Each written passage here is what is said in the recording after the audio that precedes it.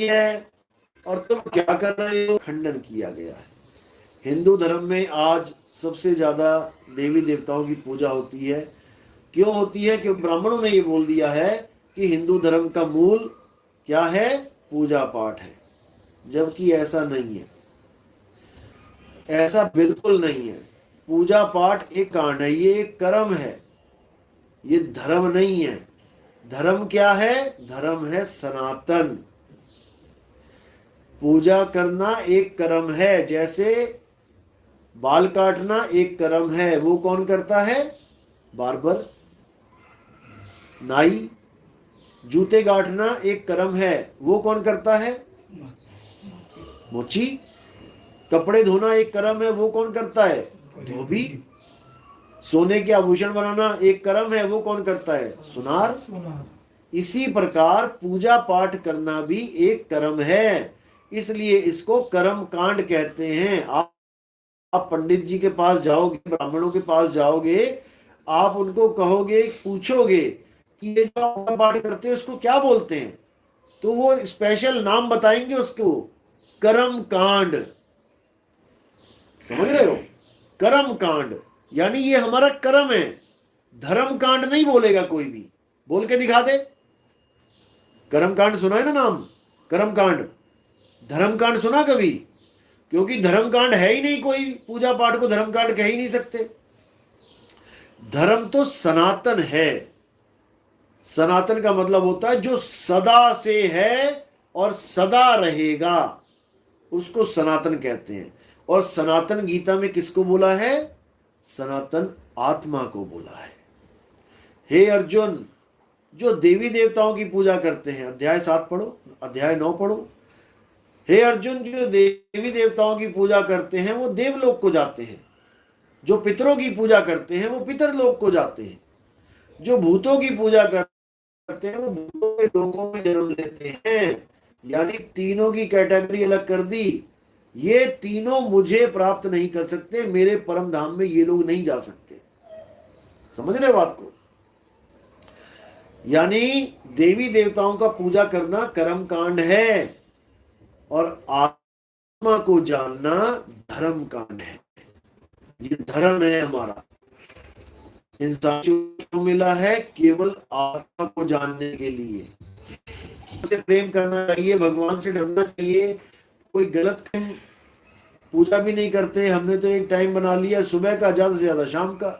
कोई और ज्यादा पूजा करने वाला है वो दोपहर में भी एक बार कर लेगा आरती, लेकिन वो 5 बार नमाज पढ़ रहे हैं। 5 बार नमाज पढ़ने का मतलब क्या है? ऐसा वो कर रहे हैं।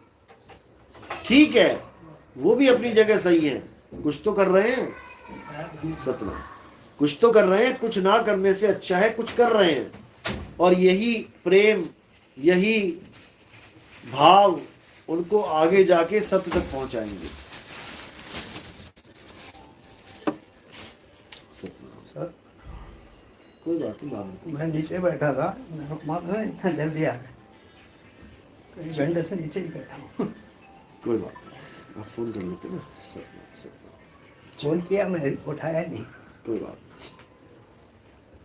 तो जो भी जिस धर्म में है वो कुछ ना कुछ कर रहा है, अच्छी बात है, क्योंकि कुछ नहीं करने से अच्छा है कुछ करना। लेकिन क्या करना है, मेन मुद्दा क्या है, अगर वो नहीं जाना तो इतना कुछ करके भी कुछ नहीं कर पाओगे। चलना मुद्दा नहीं है, चलना तो सारे चल ही रहे हैं, सही रास्ते पे चलना मुद्दा है। आप घर से चल के आए, चल रहे होते, लेकिन तब भी पहुंच गए, क्योंकि चलने से पहुंचा जाता है कब? रास्ता सही हो। वरना चलने से तो गलत रास्ते में भी चल रहे हैं लोग।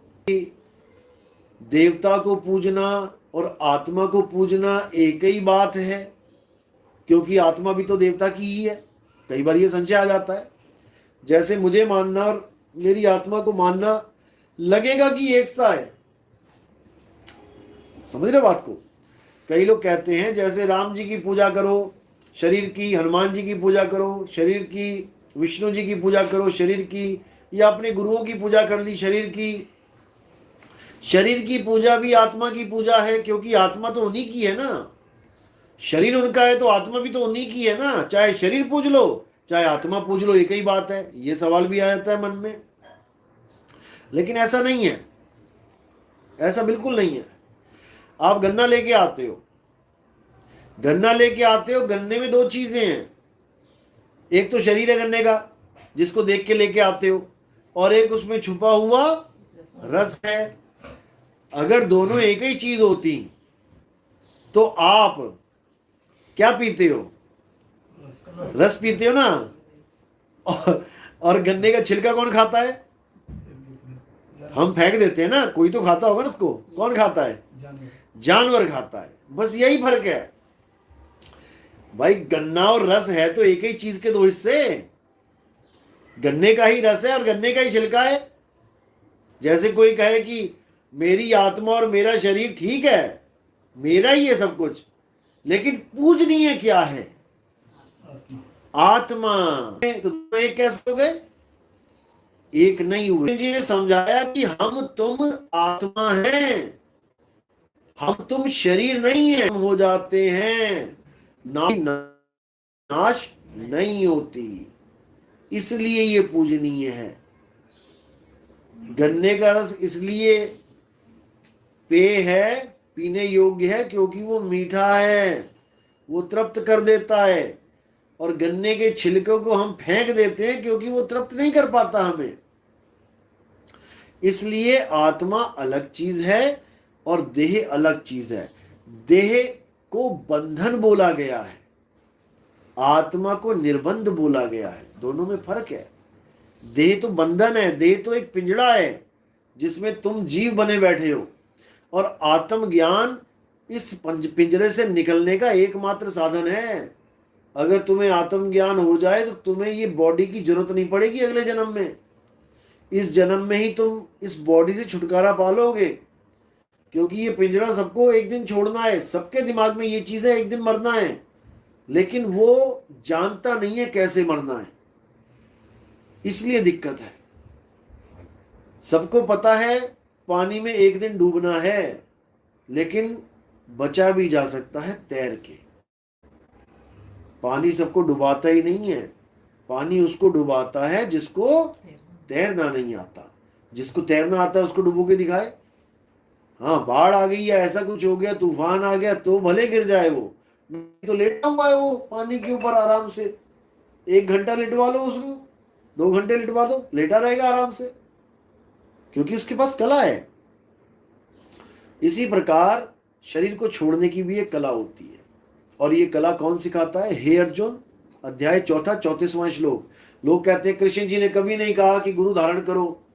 कृष्ण जी तो कहते हैं मेरी शरण में आ जाओ।